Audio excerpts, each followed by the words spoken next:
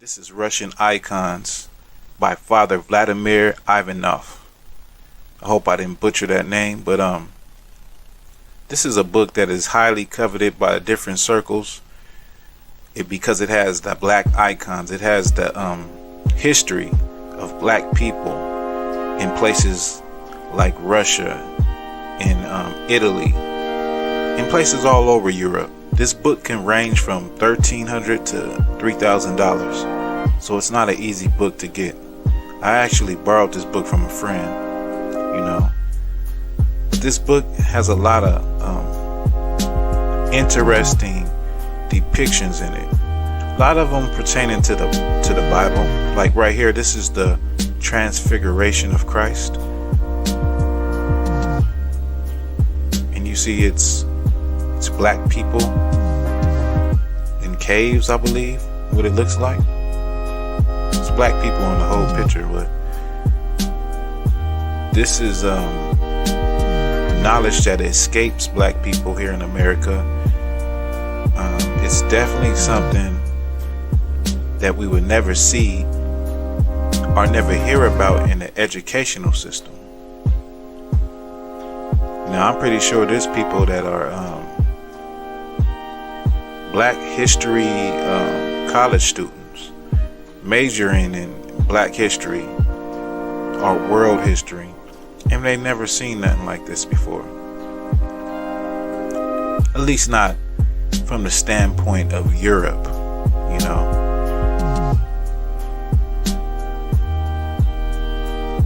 This is the crucifixion of Christ, and in it we see angels, black angels. The people surrounding him are black.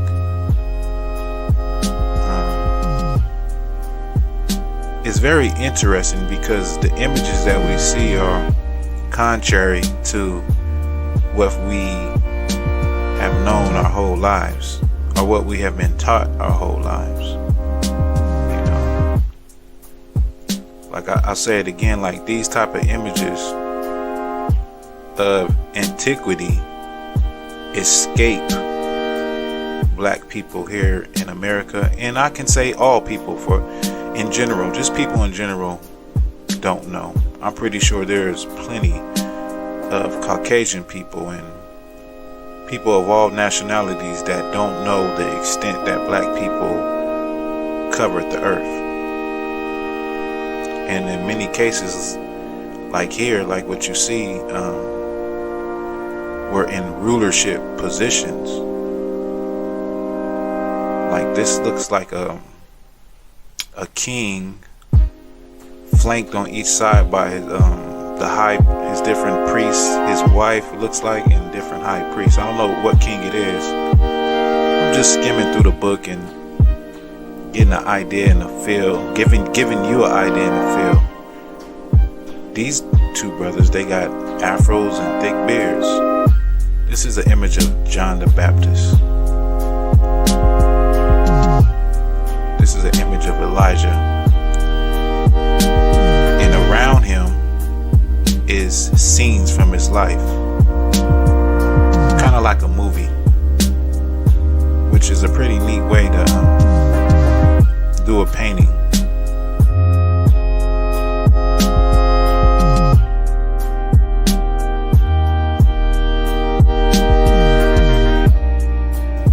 This is another saint. I don't know who it is. There you have another saint.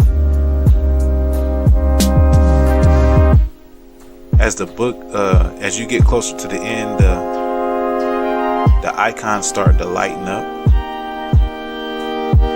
This is John the Baptist, head on a platter, which is definitely it's a biblical story.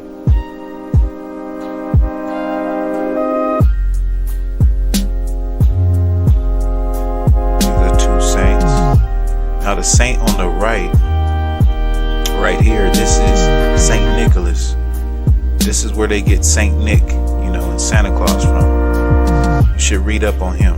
You can read up on him and find out, that's where Saint Nicholas, Saint Nick comes from. That saint right there.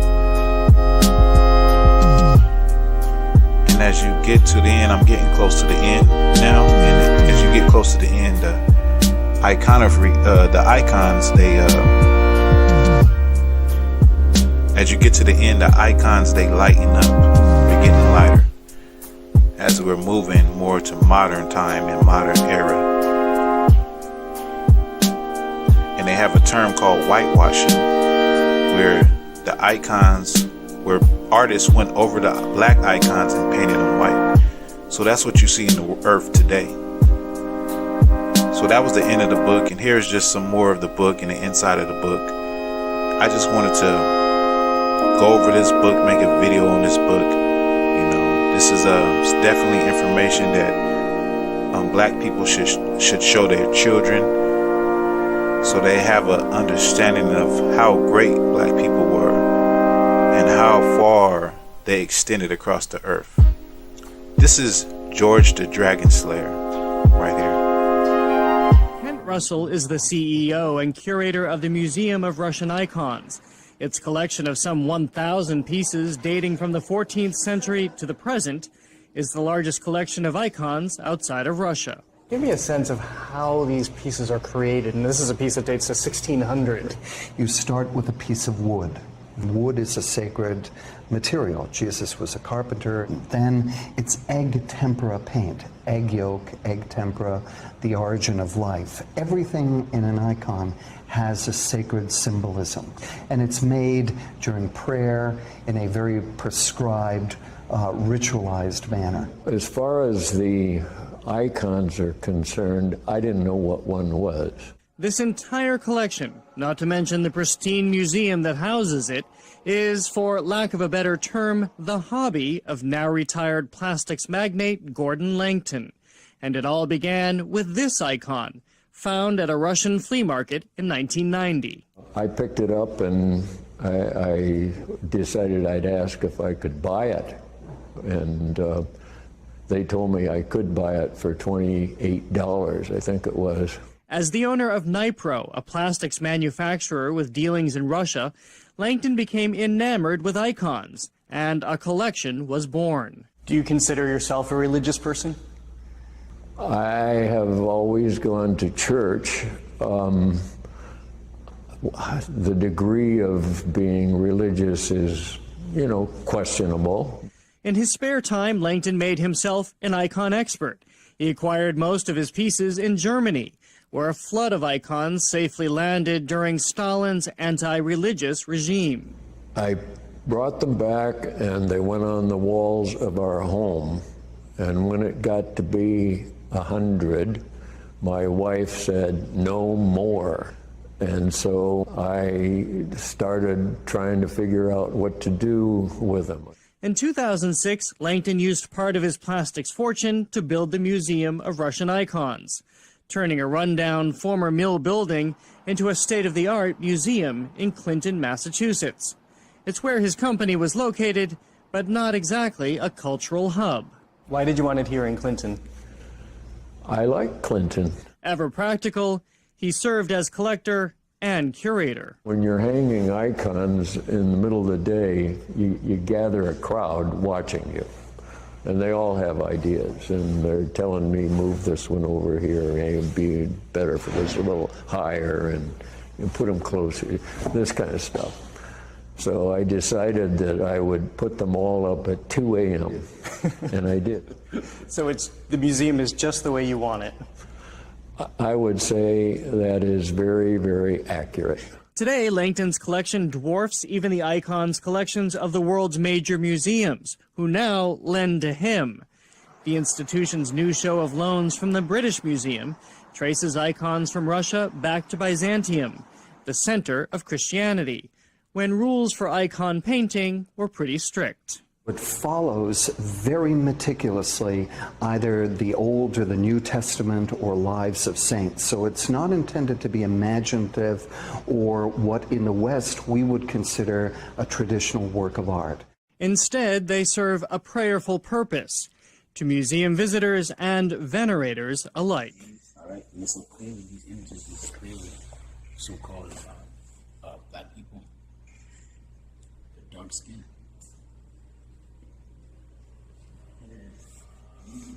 said this before, I'll say it again. So this is what they hide. That's what they hide from our people. This is what they won't put in these school systems.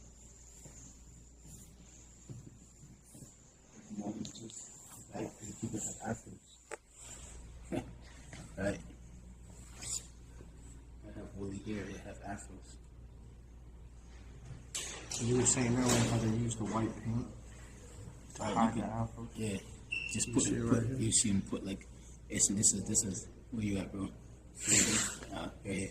Yeah, so this is clearly, he clearly has an afro and, you know, a beard, like a jig, but they use that white paint in there to put the streaks to make it seem like he has straight hair. That's icon clearing. That's covering up the images. That's that deception. And what did it say? It says, after that 1,000 years was up, Satan shall be loosened to deceive the world. And that's exactly what he did. He deceived the world. He deceived the world. He told you that you was, porch monkeys, that you were niggers or sticks or coons, that you never ruled. Anything that you ruled turned to shit, but it wasn't true. Oh. There's more images.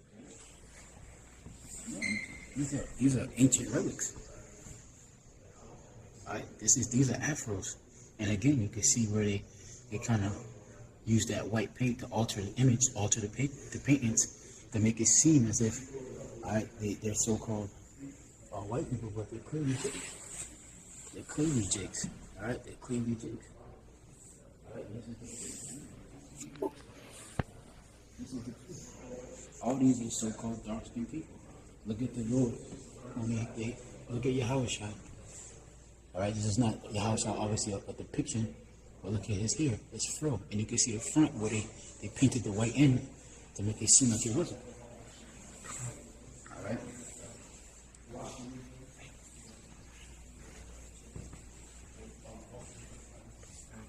They got the 4 Bs.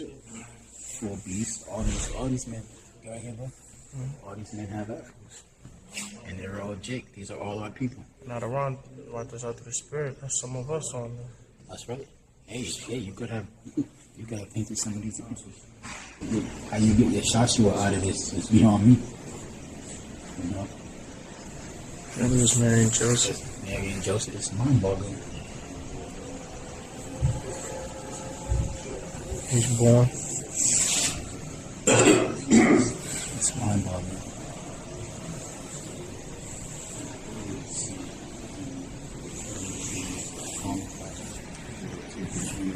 Once again, these individuals are black individuals. You know, here you have white paint, here you have white paint, so why aren't their faces the same? You see? Connie, there's no question about it. Anybody that questions that is a fool. Listen, the hairline, the hairstyle, look at Esau, what he did. He clearly made feathering style. Yeah. Brought these ancient men up to the 80s. Feathering of the hair. And then you look at how it shine. Okay?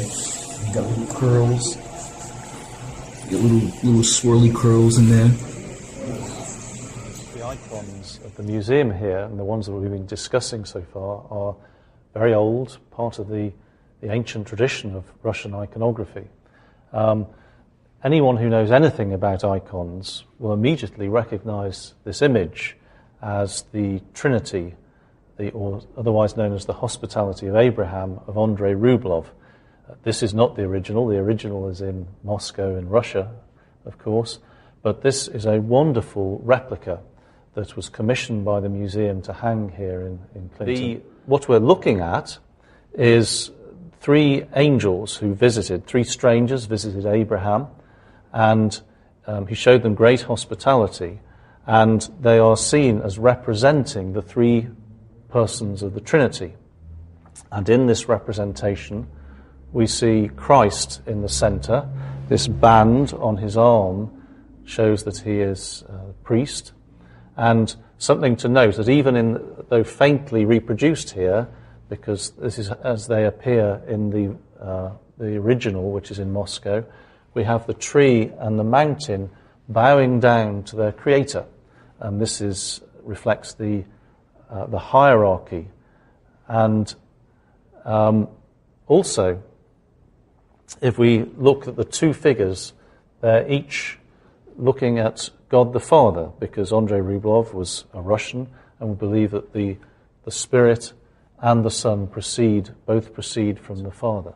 Now, if I just show you another replica, we have here an icon, or a replica of an icon by another very famous iconographer. The Rublev dates from 1411, the original. This is by a Russian iconographer about 100 years later called Dionysius. And the thing to notice about this, and once again the original is in Moscow, is the stylization is very distinctive. And it's based upon line with very little modelling. And it's almost as if he's just coloured in an outline.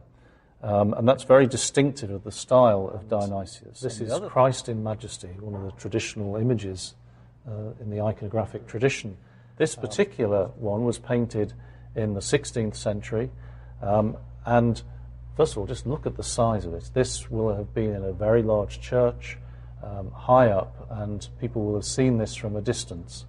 And it must have been very striking in its original position. We have the four faces of the cherubim, which are described in the vision of Ezekiel. And we have an eagle, an angel, a bull or an ox, here's the bull and the ox, and here's a lion. And as we know, these have come to represent the four evangelists, and the reason historically that the church chose to have four gospels was that each one corresponded to the four evangelists carrying the word of God out to the four corners of the world. And of course that is our hope, to be in heaven with Christ and participating in the beatific vision. And so when we see Christ, we will know him, and everything is revealed, everything is sharply defined. Within the halo itself, what we see are the letters that are equivalent to, in whatever language is used, of I am who I am. In Greek it might be the letters, which I think this is, of he who is, which of course is the same as Yahweh. Always in the icon of Christ, the halo has the cross within it. So if you're ever uncertain as to who the figure is, you shouldn't be really, but if ever you are, and you see that cross in the halo, then you know that you're looking at the figure of Christ.